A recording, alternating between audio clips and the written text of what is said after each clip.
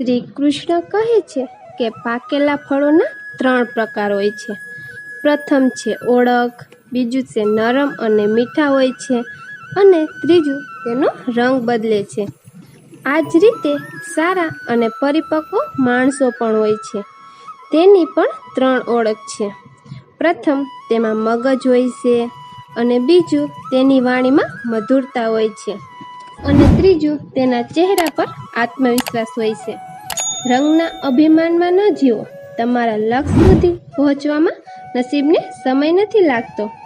કેટલાક સંબંધો આપણા જીવનમાં અધૂરા લખેલા હોય છે, પણ તેની યાદો ખૂબ સુંદર હોય છે. ચાલો જાણીએ કે આ દુનિયામાં આપણું કોણ છે. જો તમે એકલા કામ કરો છો અને આખું કુટુંબ ખાય છે તો ગર્વ ન કરો. ભગવાનનો આભાર માનો કે ભગવાને તમને આ કામ માટે પસંદ કર્યા છે.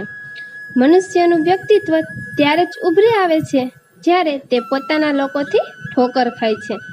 ત્યારે તેને કડવું લાગે છે, પરંતુ આ સત્ય છે. પણ તમે હિંમત ના હારશો.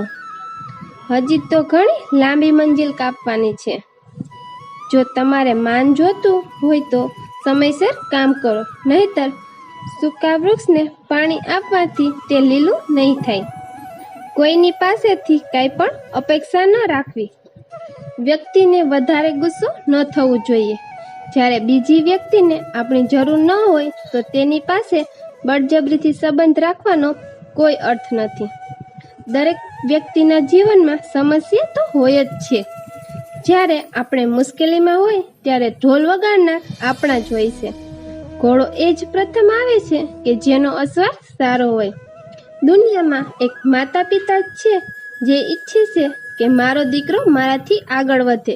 બીજા બધા સંબંધો તો સ્વાર્થ પૂરતા જ હોય છે. જે વ્યક્તિ ઈમાનદારીથી કામ કરે છે તે ભગવાનને પ્રિય છે. છેવટે તેવા માણસોની જીત અવશ્ય થાય છે. જે માણસ આપણને સમજી નથી શક્યા તેને હક છે આપણને ખરાબ સમજવાનો. ભરોસો રાખજો કૃષ્ણ ઉપર, જે અહીંયા સુધી લાવ્યા છે અને તે આગળ પણ લઈ જશે. અમુક માણસો મને પોતાના કહેતા હતા. સાચું કહું તો તે ખાલી કહેતા જતા એટલું જ હતું. સંબંધોને ટાઈમ દેવો એટલો જ જરૂરી છે જેમ કે એક છોડને ટાઈમે પાણી દેવું.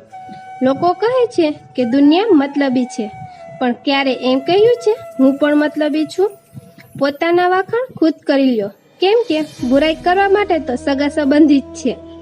કલમ ત્યારે જ સારું લખી શકે જ્યારે તે નિરાતે ચાલી શકે. જો તમને આ કહાની પસંદ આવી હોય તો આ મારા વિડીયોને લાઈક કરજો અને મારી ચેનલને સબસ્ક્રાઈબ કરી લેજો. જય શ્રી કૃષ્ણ.